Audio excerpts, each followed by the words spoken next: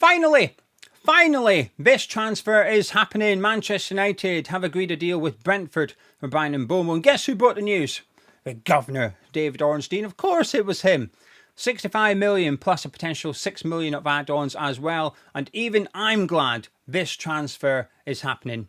I was beginning to get stressed and frustrated that it wasn't happening because it's been going on and on and on all summer. I was just thinking, will you hurry up and just pay what Brentford want and get this deal done?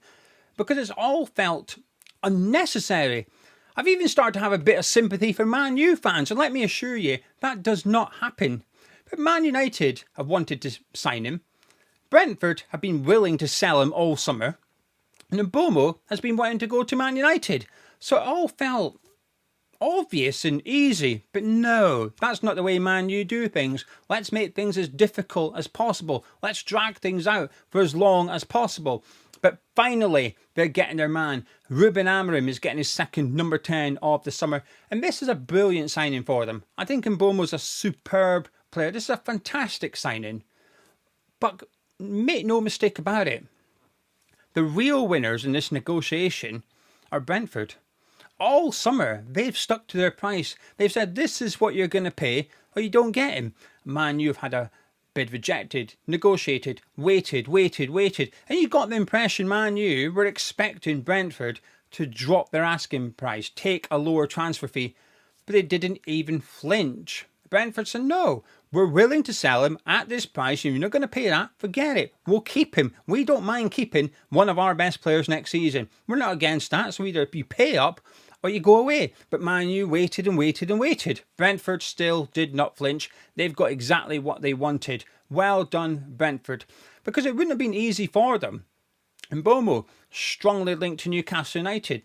Now, coming out of the season, I fully expected him to go to St James's Park, and I still think it would have been a good transfer. I think he was an excellent fit for how Eddie Howe plays at Newcastle. I think he would have been a fantastic signing for them. I think they would have been a fantastic club for him. Alanga's still a good transfer. I just think Mbeumo, Newcastle, just made sense. But he didn't want to go there. He only wanted Man U. Even when Thomas Frank went to Spurs, he didn't want that move. He only wanted Man U. But Mbeumo was willing to stay at Brentford. He would only leave for Man U. So there was only ever one horse in the race. But Brentford have got exactly what they wanted out of this deal. I can only compare it to West Ham selling Mohamed Kudus. Difference is we wanted to sell him, whereas Brentford were willing to keep Mbeumo. That's the difference. But the similarities here are there was only one team in for him. West Ham had to take less than what we wanted because there was only one team in for him. Brentford have got exactly what they wanted, despite only one team being in for them. 65 million, it's a lot of money for Brentford. They will, as we say, replace him. They'll get someone in for much less than that. Amadi Hutchinson, 40 million, maybe, if that one happens, if they go back in for him. I don't see why they wouldn't. That would be a good signing. Not at the level of Mbeumo, but that's what Brentford do. They bring in players that they can develop and improve. Bit risky from Brentford, but big money nonetheless. As for Man U, great signing. Cunha in number 10 and Mbeumo in number 10. Still need to sort out a lot of the other stuff going on in the team. Still need a striker. Still need a goalkeeper. And they probably need another couple of positions as well. But I think they've sorted that area of the pitch. Cunha and Mbeumo, Bruno Fernandes in number 8 behind them. That's a fantastic three. That is a fantastic trio for any team in this league. And this is a big signing for Man U. Make no mistake about it. They are a bit of a joke of a club right now. Right. And it is quite funny.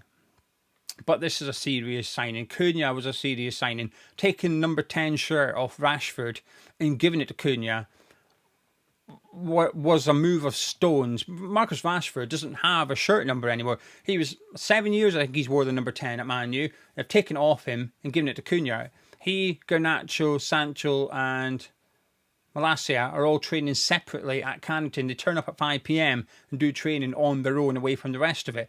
This is a club making serious moves. They're just not very good at it, I don't think. But this is a great signing for them. It just feels like it took a lot longer than necessary. This could be bad news for Newcastle, though. I'll explain why in just a second. If you're new to the Tartan YouTube channel, please do subscribe. I'm going to try and hit 5,000. I don't normally set targets. I'm going to do it. 5,000 subscribers by the Premier League kicking off in 3-4 weeks. 4 weeks? Is it 4 weeks? Must be 4 weeks. 4 weeks' time, the Premier League kicks off. So I need 600 subscribers. So if you're new to the channel, please do subscribe and also drop a like on the video as well by clicking the thumbs up button. We can get 200 likes. That would be fantastic. But a big thank you for all the support recently. Right, Newcastle.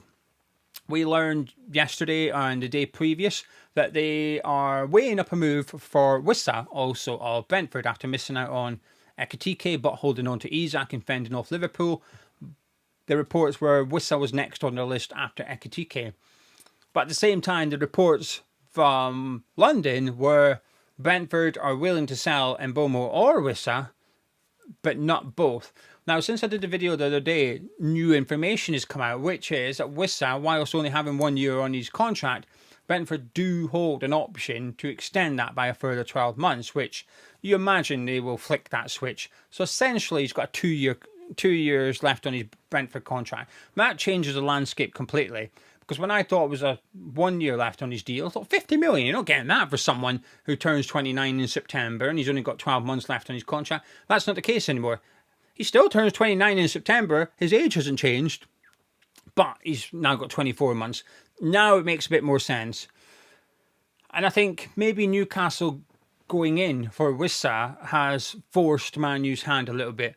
Because how embarrassing would it have been if Newcastle went in and scooped up Wissa, and then Man U said to Brentford, okay, we'll pay your 66 million. And Brentford turned around and said, no, you're not.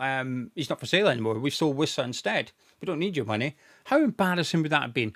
I think Newcastle have shocked Man United into agreeing this, because these are Brentford's terms. As I said at the start, this is not what Man U wanted. That's the player Man U wanted. But the terms of the deal are exactly what Brentford wanted. They've won this negotiation because the 65 million gets paid up in 4 years as well. It's not even spread out over 5-6 years. It's 4 years. They've got what they wanted. And I do wonder if maybe Newcastle being linked with a move to Wissa has forced Man U's hand a little bit to avoid the risk of Newcastle signing Wissa and then they can't sign Mbeumo. Does maybe make this a bit of a difficult one. However, I'm not so sure. I think if Brentford sold Wissa first, maybe I could see them holding on to Mbeumo for a further year, maybe. But this way around, I'm not so sure. You're telling me if Newcastle did bid, hypothetically, 50 million, I don't think Brentford would reject that. I think they'd sell him. So now we would agree, if you agree with me, now we would agree that Brentford are willing to sell Wissa after Mbeumo. It's just a case of how much. I think Newcastle can still get their man. Maybe, I think, the difference pre and post selling Mbeumo will be the price, because I still think 50 million is too much. That's what he's worth to Brentford. I don't think he's worth that to Newcastle personally. I think that's way too chunky. Sesko's another 10-50 million. You can get Sesko, right? Much better player. Well, that's harsh on Wissa actually. Wissa's the better Premier League player today.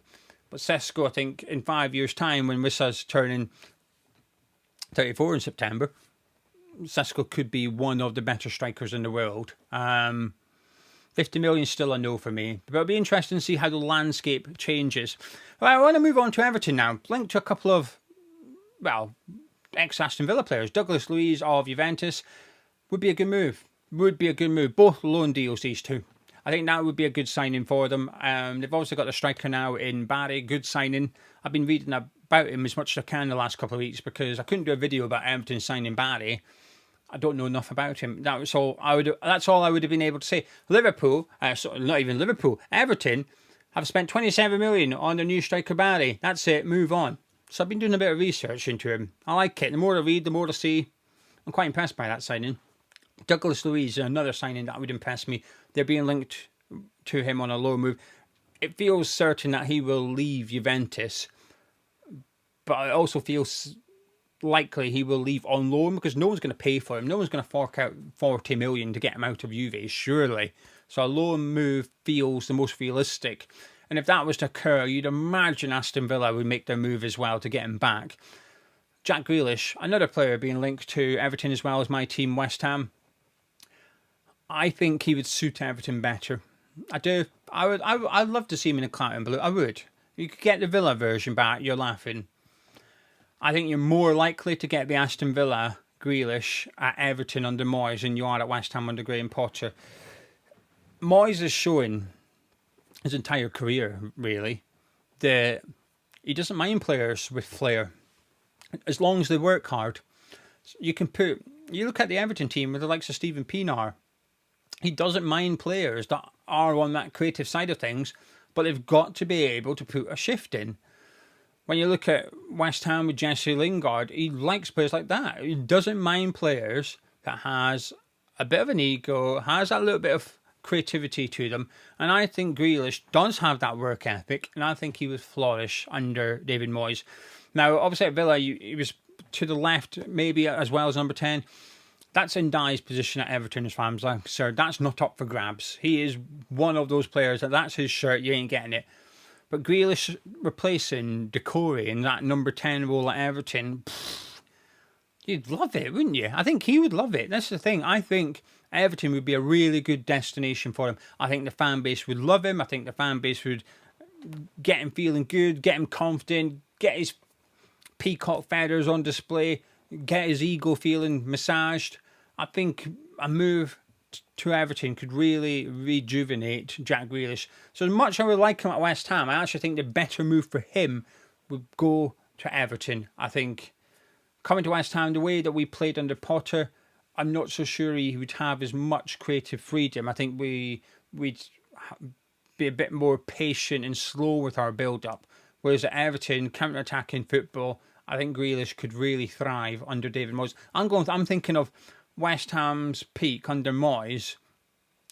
Grealish would have loved it in that team, and that's what he's going to try and build at Everton. And I think that's maybe the best thing for him. Lastly, a player I've seen rumoured to potentially be leaving Manchester City as well as Jack Grealish, and one that I don't really get, Nico O'Reilly. I'm a big fan of him. Central midfielder, but been playing left back at City just due to space in the squad, really, because Gvardiol was playing centre back with Diaz and looked better for it as well. I think Man City with Gvardiol and Diaz at the back, they looked good at there. So it gave O'Reilly an opportunity to play left back, and I think he looked comfortable, very tall for his age, very physically capable at Premier League level already. But Fabrizio Romano was one that's saying that Man City are willing to potentially let him go, and that would surprise me. I would expect most Premier League clubs to be keeping an eye on this one, because I think he would do a job for pretty much every Premier League team away from Manchester City. Be interesting to see if he does leave and where he does go. But someone, if they were to sign him permanently, I think someone would be getting a top player there. In danger of becoming one of those players, well, what is his best position? But I think that's why if he was to leave Man City now, he'd be able to establish that. Now, Chelsea tried to sign him in January, but it was knocked back by Man City for obvious reasons. That could be a transfer that could happen. My prediction, I'm not going to put in title or thumbnail or anything. I'm hiding it. I'm bottling it, right? And also Mbeumo was the bigger one, so hopefully that gets more views, right? But O'Reilly, my prediction is he goes to Chelsea. Sure, they like him. Could cover Cucurella at left back, gets Chilwell out of the team, can play centre midfield as well. Some transfers just make sense. O'Reilly to Chelsea is one of them. Grealish to Everton is one of them. Bryan Mbeumo to Man U. As much as I don't like him, I think it makes sense. That's a fantastic signing, but there was just no need for it to take this long, because just all that time they've wasted, they've ended up paying Brentford what they want anyway.